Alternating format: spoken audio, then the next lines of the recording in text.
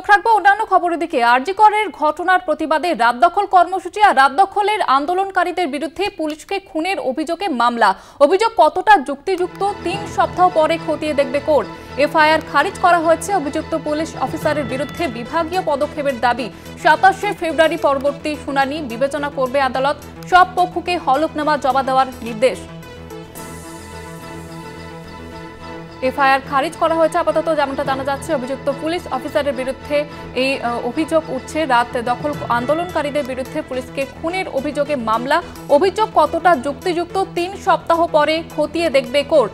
FIR খারিজ করা হয়েছে। অভিযুক্ত পুলিশ অফিসারের বিরুদ্ধে বিভাগীয় পদক্ষেপের দাবি। ২৭শে ফেব্রুয়ারি পরবর্তী শুনানিতে বিবেচনা করবে আদালত। সব পক্ষকে হলফনামা জমা দেওয়ার নির্দেশ।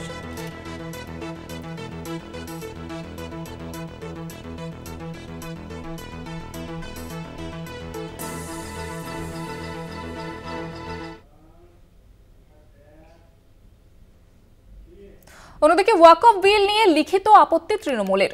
যৌথ সংসদীয় কমিটিতে লিখিত আপত্তি তৃণমূলের। সংসদীয় কমিটির চেয়ারম্যান জগদম্বিকা পালকে ৩২ পাতার চিঠি।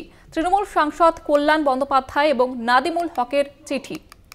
যৌথ সংসদীয় কমিটিতে চিঠি, ৩২ পাতার চিঠি দেওয়া হয়েছে তৃণমূলের তরফ থেকে। তৃণমূল সাংসদ কল্যাণ বন্দ্যোপাধ্যায় এবং নাদিমুল হকের চিঠি।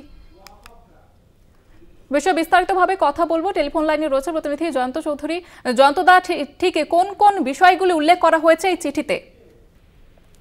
দেখো, ওয়াকফ বিল প্রথম থেকেই ওয়াকফ বিল যে উদ্দেশ্য নিয়ে আনা হচ্ছিল সেই উদ্দেশ্যে সম্পর্কে বিরোধীরা প্রায় সকলেই, তৃণমূল সহ সকলেই তার উদ্দেশ্য নিয়ে প্রশ্ন তুলেছিল এবং এই বিলটি প্রত্যাহার করতে বলা হয়েছিল। সংখ্যার জোরে তারা সংসদে সেই বিল প্রত্যাহার করেন, ঠিক কথা। তখন বলেছিল কিছুটা পিছু ওঠে যে আমরা একটা যৌথ সংসদীয় কমিটি করে এইটা আবার পুরো বিলটি নিয়ে আরো বিস্তারিত আলোচনা হোক। তো বিরোধীরা এই দাবি তুলেছিল, যৌথ সংসদীয় কমিটিতে বিরোধীরাও যায়, কিন্তু ঘটনাচক্রে দেখা যাচ্ছে যে যৌথ সংসদীয় কমিটিতে বিরোধীদের সংখ্যার থেকেও তো শাসক দলের প্রতিনিধি বেশি। তো সুতরাং যাই সিদ্ধান্ত হোক না কেন, সেই সিদ্ধান্তে তো সবসময় শাসক দলই তাতে জয়ী হবেন এবং তাদের মধ্যেই প্রতিষ্ঠিত হবে। সবচেয়ে বড় কথা যেখানে বলা হয়েছে যে ওয়াকফ হচ্ছে সংখ্যালঘু মুসলিমদের যে সম্পত্তি, যেগুলো সামাজিক সম্পত্তি, যেগুলো সেই ধরনের সম্পত্তির মালিকানা কে থাকবে না থাকবে ইত্যাদি সমস্ত কিছু নিয়ন্ত্রণের জন্য একটা বোর্ড তৈরি হয়, তাকে বলে ওয়াকফ বোর্ড। সেই ওয়াকফ বোর্ডের সদস্য হয় সেই সম্প্রদায়ের মানুষরাই।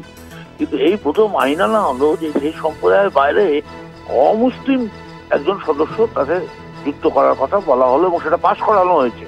তীব্র আপত্তি ছিল সমস্ত বিরোধী দলের, তা সত্ত্বেও সেটা পাশ করানো হয়। তৃণমূল আপত্তি জানায়, পাশ করানো হয়।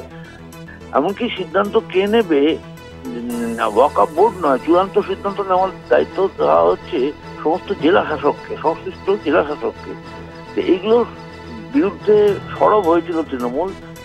এই বিষয়ে আরো বিস্তারিত ভাবে লিখে তাদের আপত্তির কথা, যাকে আমরা পরিষদীয় ভাষায় বলি নোট অফ ডিসেন্ট, সেই নোট অফ ডিসেন্ট ৩২ পাতার নোট অফ ডিসেন্ট দিয়ে কল্যাণ বন্দ্যোপাধ্যায় এবং নাদিমুল হক, দুজন প্রতিনিধি ছিলেন এই সংসদীয় কমিটিতে, তারা সেই বৈঠক বয়কট করে বেরিয়ে আসে। কারণ তারা এই আপত্তি তারা রেজিস্টার করিয়েছেন বা নথিভুক্ত করিয়েছেন ওই ৩২ পাতার চিঠিতে। একেবারে জয়ন্তদা, আমাদের ধন্যবাদ জানাবো। আমাদের সঙ্গে টেলিফোন লাইনে ছিলেন প্রতিনিধি জয়ন্ত চৌধুরী।